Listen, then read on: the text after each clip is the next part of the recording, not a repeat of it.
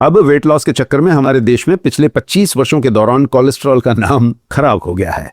लेकिन सच तो यह है कि आपकी बॉडी एक फैक्ट्री है और कोलेस्टेरॉल उस फैक्ट्री का एक बहुत बड़ा जरूरी रॉ मटेरियल है। इससे टेस्टोस्टेरोन बनता है, इससे एस्ट्रोजन बनता है, इससे कॉर्टिजोल बनता है, इससे विटामिन डी का मैन्युफैक्चर होता है, इससे बाइल बनाया जाता है जो आपका खाना डाइजेस्ट करता है। इनफैक्ट इससे आपकी हर एक सेल की आउटर लाइनिंग, आउटर वॉल बनती है। कोलेस्ट्रॉल कितना जरूरी है इस बात का अंदाजा आप इस एक छोटी सी बात से लगा सकते हैं कि आपकी बॉडी अपनी जरूरत का लगभग 80% कोलेस्ट्रॉल खुद बनाती है।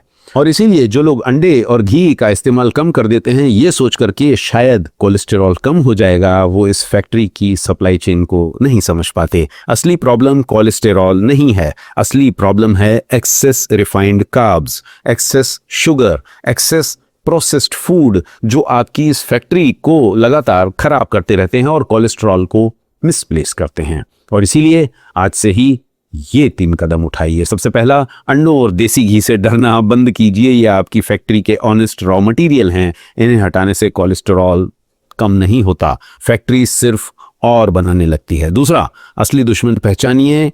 पैकेज्ड बिस्किट्स, मैदा, कोल्ड ड्रिंक्स, व्हाइट ब्रेड, ये सब लिवर को फोर्स करते हैं कि वो एक्सेस ग्लूकोज को खराब कोलेस्ट्रॉल में कन्वर्ट करें।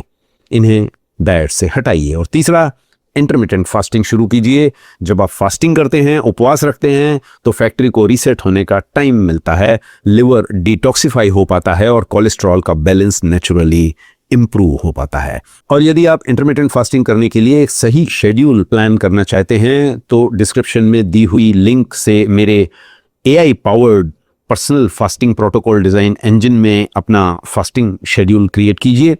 और यदि कोई सवाल हो तो उसी पेज पर दिए हुए व्हाट्सएप बटन को दबाइए और डायरेक्टली मुझसे सवाल पूछिए।